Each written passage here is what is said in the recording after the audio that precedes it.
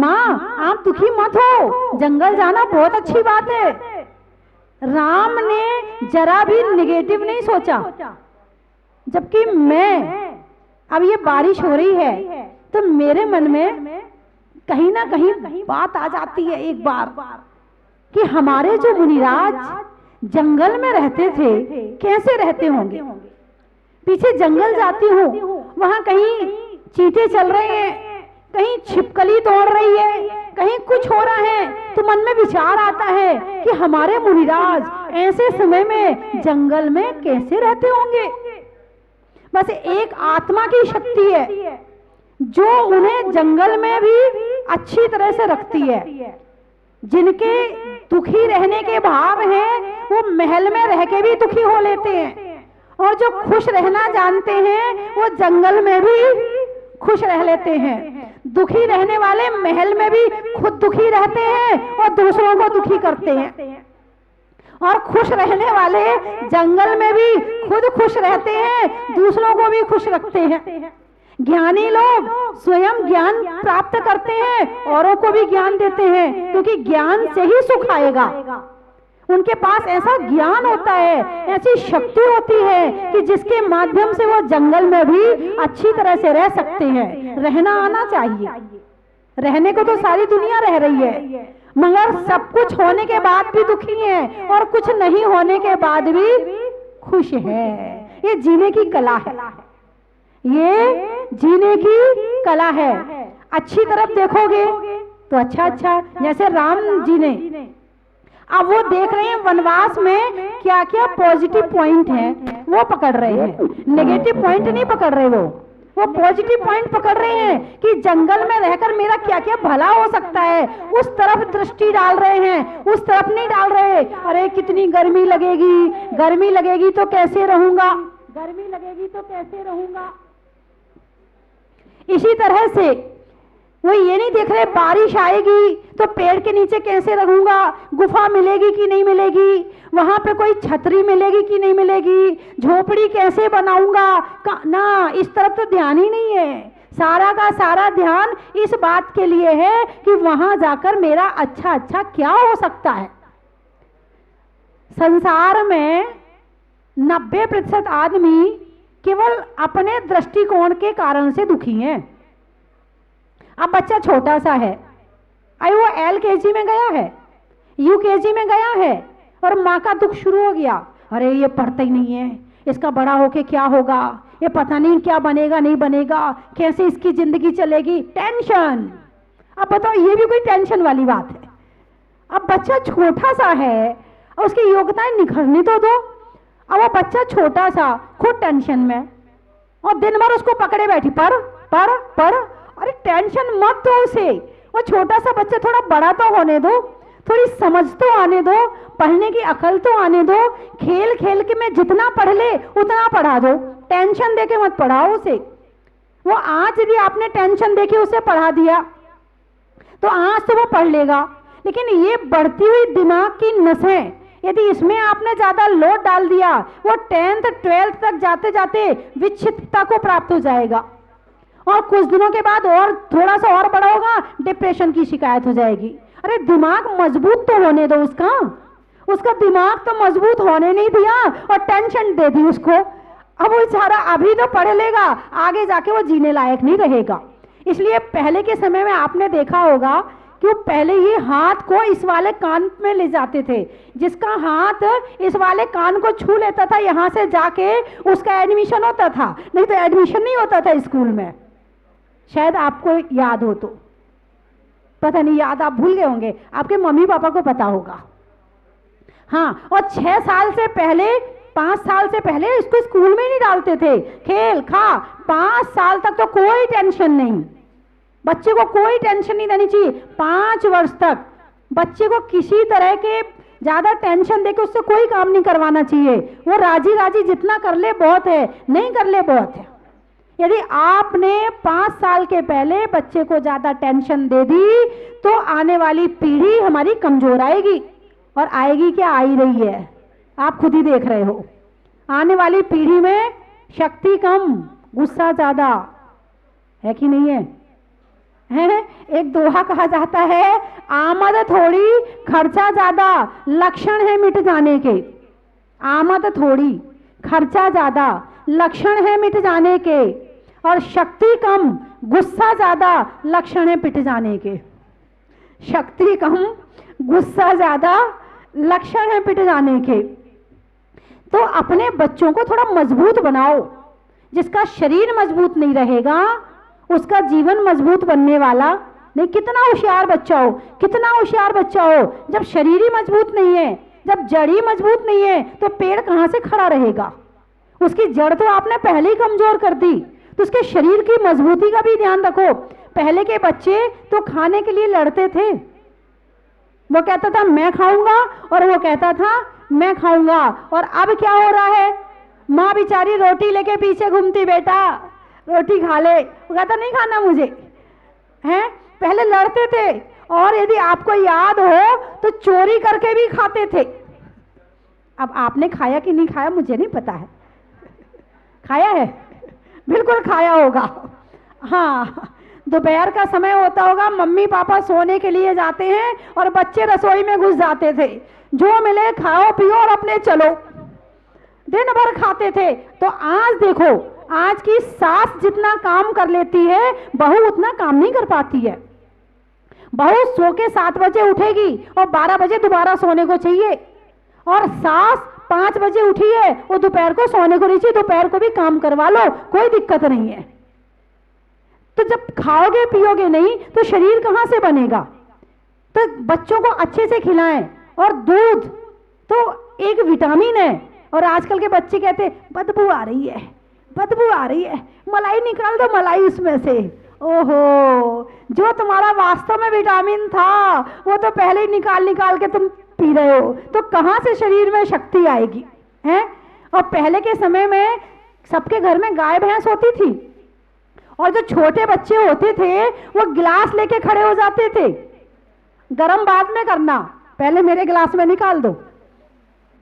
अब जो ऐसा दूध पिएंगे वो मजबूत तो रहेंगे ना। मेरी बात समझ में आई कि नहीं आई? अकेले माइंड तेज होने से काम नहीं चलेगा। गाड़ी कितनी अच्छी हो, कितनी बढ़िया हो, कितनी महंगी हो, लेकिन जब तक उसमें मजबूती नहीं है वो गाड़ी किसी काम की नहीं है, कहीं भी टैब बोल जाएगी। जरा में चक्कर आने लगेंगे, जरा में आंखों के आगे अंधेरा छा जाएगा, जरा में बेहोश हो जाएंगे। एक थप्पड़ मार दो, थप्पड़ खाने की ताकत नहीं है। पहले के बच्चे खूब पिटते थे। अरे हंस रहे आप? नरेंद्र जी, सुरेंद्र जी, पिटते थे नहीं पिटते थे? बड़ा रहस्य है पिटने में। सारे शरीर के अच्छे से पॉइंट दब जाते थे सारे, और कुट पिट के सहनशील बन जाते थे। अब तो एक बार जो चीज मांगी वो मिल गई, कहां रहेगी सहनशीलता? पहले तो इच्छाओं का काम नहीं था बच्चों का, जो बना है वो खा लो और जो मिला है वो पहन लो। तो कम से कम सहनशीलता थी कि हाँ, पता है कि सामने वाला बात नहीं मानेगा, जब बात नहीं मानेगा कोई बात नहीं है। ऐसा सोचने की क्षमता और सहन करने की, सामने वाले की मना करने की क्षमता इंसान में बचपन से आ जाती थी। अब मना कर तो दो किसी बात के लिए बच्चों को, माँ बाप मान जाएंगे, बच्चे नहीं मानने वाले। ऐसे बच्चे बड़े होके कहाँ जाएंगे? इनको दुखी रहने के अलावा कुछ नहीं होना है। इसलिए बच्चों का सहनशील होना बहुत जरूरी है। सहनशीलता से ही संसार चलेगा। सहनशीलता नहीं रहेगी तो लड़ाई भिड़ाई के अलावा कुछ नहीं होने वाला। आज तलाक कितने हो रहे हैं?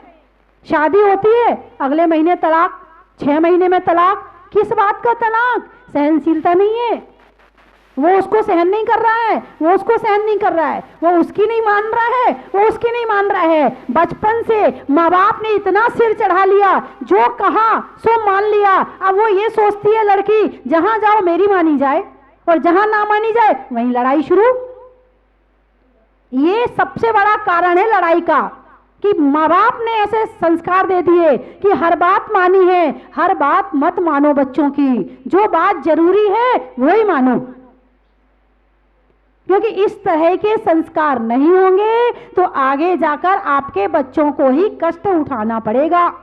और पहले के माँ बाप जब लड़की को विदा करते थे तो क्या कहते थे, बेटा अब तू ससुराल जा रही है, अब ये घर तेरा नहीं है, अब वहां जाएगी, सबसे बाद में खाना, सबसे बाद में सोना, सबसे पहले उठना, और कोई चार कहे चुप रह जाना।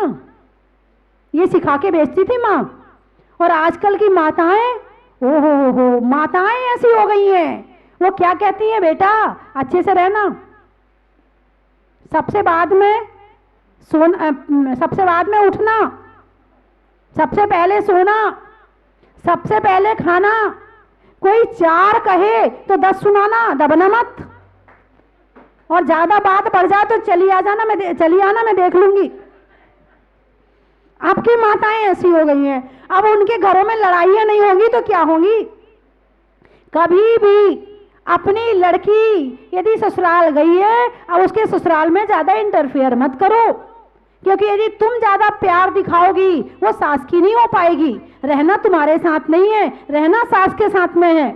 तुम ज्यादा बेटा बेटा बेटा करोगी, अरे मेरे बेटा खाना खाया कि नहीं, अरे खाया, खा लेगी, कितनी बड़ी लड़की है, अपने आप खाएगी खाना, क्यों नहीं खाएगी। ज्यादा लाड़ मत दिखाओ, ज्यादा लाड़ से लड़ाइयां होती हैं, चाहे छोटा हो चाहे बड़ा हो, ज्यादा लाड़ इंसान को बिगाड़ देता है। हलवे में कितना मीठा डालते हो, जितनी जरूरत होती है, और ज्यादा डाल दोगे हलवा खाने लायक रहेगा, नहीं रहेगा। प्रेम करना बहुत अच्छी बात है, मगर इतना मत करो कि उसका घर बिगड़ जाए, उसका परिवार बिगड़ जाए, वो अपने पति की बात ना माने। तुम अपनी लड़की की बात ज्यादा मानोगी तो वो लड़की पति की बात भी नहीं मानेगी और सास की बात भी नहीं मानेगी। इस बात का जरूर ध्यान रखना। यदि पति ने 2 शब्द कह भी दिया है तो कोई बात नहीं है, घर में रहेंगे तो 2 बात तो होगी ना। तुम भी तो अपने घर में अपनी लड़की को डांटती थी, कौन नहीं डांटता अपनी लड़की को। यदि सास ने 2 शब्द भी कह दिए हैं तो कोई बड़ी बात नहीं है। वो भी बहू बना के अपने घर में ले गई है तो जुल्म थोड़ी करेगी। बहू बनाया है अपने घर का, उसने इतना बड़ा हिस्सा बनाया है तो कुछ सोचकर ही बनाया है। आप ये क्यों सोचती हो कि सास पराई है। सास पराई नहीं है, तुम अच्छे से रहना तो सीखो। मेरी बात आपको बुरी तो नहीं लग रही है, बुरी लग जाए तो लग जाए, लेकिन एक बात का ध्यान रखना कि सबकी बेटी सबकी बहुएं हैं और सबकी बहुएं सबकी बेटियां हैं और हर कोई सुखी रहना चाहता है। अपनी बेटी को शिक्षा दो कि बेटा जैसे मैं डांटती थी, तुम्हारी सास ने डांट दिया, कोई बात नहीं है। जैसे तुम्हारा भाई लड़ता था तुमसे, तुम्हारे पति ने कुछ कह दिया, कोई बात नहीं है। जब यहां हो सकता है वहां हो गया तो कौन सी बड़ी बात है। ऐसे पॉजिटिव पॉइंट निकाल करके अपनी बच्ची को समझाओगी तो उसकी ससुराल अच्छी रहेगी। और कोई भी माँ अपनी लड़की से प्रतिदिन रोज बात बिल्कुल ना करे, नियम ले ले कि रोज अपनी लड़की से बात नहीं करेंगे। जो माँ अपनी लड़की से रोज बात करती है उसकी ससुराल बिगड़ जाती है, ससुराल वाले भी दुखी हो जाते हैं, तुम भी दुखी और वो भी दुखी। क्योंकि रोज क्या बात करोगी तुम।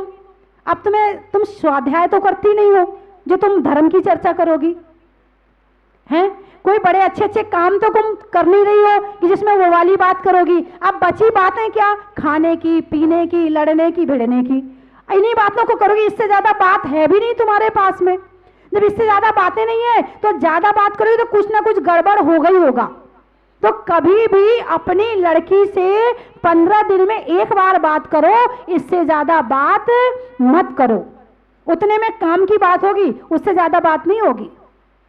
नहीं तो दोनों ने, माँ बेटी ने दोनों ने मोबाइल फ्री करवा रखा है। अब मम्मी रोटी बना रही, हाँ बेटी और क्या बनाया तूने, अरे गर्दन टेढ़ी हो जाएगी तुम्हारी, 1-1 घंटे लगे रहती हैं। बताइए गड़बड़ होगा नहीं होगा। तो बंधुओं, बात चल रही विपाक विषय धर्म ध्यान की, वही लेके आती हूं। आप ये मत समझना मैं आपके घर की बात कर रही हूं, यही सोचना ये धर्म की ही बात चल रही है। जब तक ये ठीक नहीं रहेगा तो मन भी ठीक नहीं रहेगा। अब देखिए अंजना सती को, अंजना सती के पास उसका पति 22 वर्ष तक नहीं आया। कितने दिन? 22 वर्ष तक। और उसने अपने पीहर में खबर नहीं भेजी, अपनी माँ को खबर नहीं भेजी, कोई दास दासी नहीं भेजा कि माँ यहाँ ऐसा हो रहा है, नहीं, जब वहां से आ गई हूँ, अब ये घर मेरा है, चाहे अच्छा हो या बुरा हो, घर तो मेरा ही है। सीता को जंगल में जाना था, तो आज की सीता होती तो पता क्या करती? ये सीता ने तो क्या कहा था कि स्वामी, आपके संकट के समय में आपके आगे आगे चलूंगी, आपके सामने के कांटे बीनूंगी और सुख में आपके पीछे चलूंगी। और आज की सीता होती तो वो कहती, आपके पिताजी ने आपको दिया है वनवास, आप जाओ, मैं तो पीहर जा रही हूं, ये मोबाइल ले लो, बैलेंस डलवा दिया करूंगी और कभी कभी बात भी कर लिया करूंगी, आ जाओ ना तो बता देना मुझे, मैं भी आ जाऊंगी। वो सीता अपने घर नहीं गई वापिस। जब राम जंगल में है तो मैं भी जंगल में हूं। इतना प्रेम हो तो सही। आजकल अधिकार ज्यादा चाहते हैं और कर्तव्य करना नहीं चाहते।